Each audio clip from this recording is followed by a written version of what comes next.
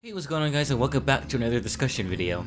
It's actually been quite a while since you guys last heard from me. I didn't mean to take that long of a break, or I didn't even mean to take a break at all. I just had some ideas and I wanted to wait till October to present them. And I kind of ghosted. I know I said I was gonna stream, and my apologies. I'm probably never gonna do that again. I didn't even plan to be gone for that long at all, like just a few days, and I just lost track of time. But anyway, we gotta talk about the main topic of this video, which is Sora getting into Smash. And personally, I'm kind of happy. Like, I am not a Kingdom Hearts fan, but I am a Square Enix fan. So like, either way, you know, Square eating good no matter what. But I am gonna check out the games now. Like, I've always wanted to, but like, there's a lot of games in the series, and like, I was a little intimidated. But I know all of the Kingdom Hearts games are on PlayStation, so I might as well, like, I might end up picking them up eventually. I know they're also coming to the Switch via cloud gaming, but like, cloud gaming kind of whack. The internet in other countries and stuff is just not like, it's not there yet, so cloud gaming is not really that big as of late. But yeah, I'm gonna definitely try out Kingdom Hearts. I'm actually excited to try Sora because I've seen gameplay, and like, the way they designed him, he does kind of play like his game. Like, he's all floaty and stuff. A lot of his attacks and stuff is like usually like aerial based, so.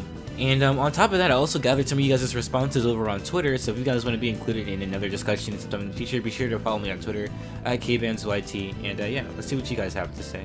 And our first tweet comes from GD Player HD, and they say, "I'm alright. I know a lot of people who wanted Sora since forever, although I'm not a Kingdom Hearts fan, nor have any interest. I'm happy for them / happy for the community that wanted him. Congrats, you all deserve it." And yeah, like, I wouldn't say I'm that hyped, because even though I am a Square Enix fan, I was like, oh, it's Sora. Like, but like, it still is a really big deal. Like, a lot of people really wanted Sora, and like, I'm happy for them because I got what I wanted. I got Pirate Mythra, and like, a lot of people never really get to experience their most wanted character getting into Smash, so like, it's a good experience to have. So like, I'm happy for them for that reason. But also, I'm excited to see how Sora plays, because he definitely looks like one of my characters. Like, you guys know me, I play all the anime swordsmen, and I'm definitely gonna be adding Sora to my ranks. Our next tweet comes from Luke, and he says, "Good final reveal. The character doesn't look game-breaking to me, which is a huge relief. He just looks fun, believe it or not. Thank you, Sakurai." And yeah, I agree. Like he does look pretty fun. Like, I think that's kind of what Sakurai usually goes for with the character.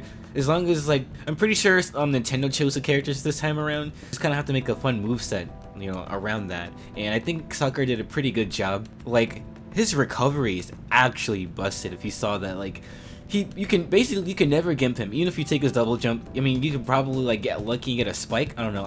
I'm a pyro player, so like I can just spike him. But I don't think everybody else can do that. So as far as that, I mean, maybe he can be game breaking in that way. But like, he doesn't seem super broken on stage or anything. But because, you know, he is aerial based like his game, so like, I mean, the fact that there's no MP for his like special moves for like the spells and stuff, like, that's kind of dumb, but at the same time, I don't think you can actually choose. It's in a set order, so I guess that's like, gotta basically pick and choose when you want to use it. Alright, and our next tweet comes from Mystery, and they say, "Honestly, he's not what I was expecting, but I'm down. I usually like Swordies, and he looks pretty fun to play as well. And fans wanted him, so at least people actually care. Although he's the literal definition of an anime swordsman."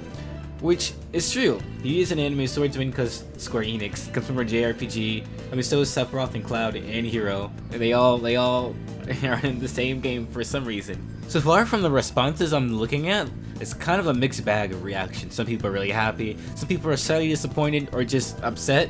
Which, I mean, Sora is kind of a big deal. I mean, you can't really top Sephiroth and Steve in the same pass, so I wasn't really expecting much myself.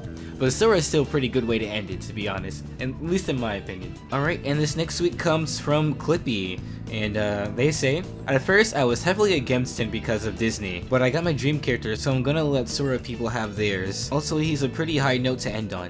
Unrelated, but it's crazy to think we got 3 Square Enix reps in the same game and no new Zelda characters since Brawl." And yeah, I mean, I'm not really much of a Zelda fan. Like, I think the only like franchises I actually care about from Nintendo are just Fire Emblem and Xenoblade. So like, most Nintendo fans just hate me, and I am a Square Enix fan once again.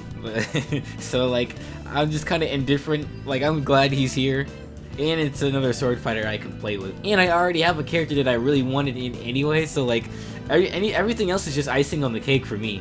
Like, I'm glad. The only thing I was worried about, like from the DLC reveal, was that it was gonna be someone that I didn't know. I've known every single fighter in both passes except for Terry. So like, I've known every other character, especially Joker. I remember when Joker got revealed. We were like waiting for the midnight release, and I was like, well, they put Joker in the game? I hadn't played Persona 5 just yet, but I was always planning on it. I was like, wow, they actually put him in the game already? And in which I was thinking, if they were gonna add the last DLC, I thought the last DLC would be Joker, but then he was already in the game. So, alright, and now we have Undutiful Hades, and they say, the only reveal to make me cry. Not even my most requested characters that did make it made me cry. And I think it's because Sora is the miracle character. They managed to somehow convince Disney and pulled the miracle into existence. What a perfect way to end Smash. And honestly, yeah, I didn't really think about it that way, but this is actually like the last Smash game. Like, there's gonna be more Smash games down the line, but this is gonna be like the last true Smash game. This is Sakurai's last game. So, this is kind of this is like an end of an era. And yeah, I was kind of against Sora and Smash at first because, you know, getting Disney involved with anything, you know, means a lot of money.